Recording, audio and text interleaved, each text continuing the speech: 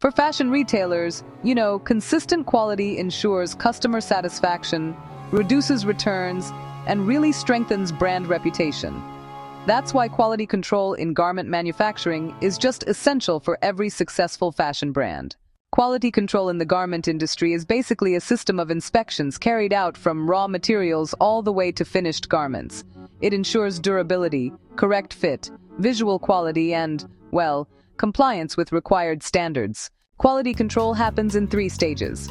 Pre-production includes fabric and trim inspection, shrinkage testing, and pre-production samples approved as the reference standard. During production, inline inspections check stitching quality, measurements, component accuracy, and consistency on the sewing floor.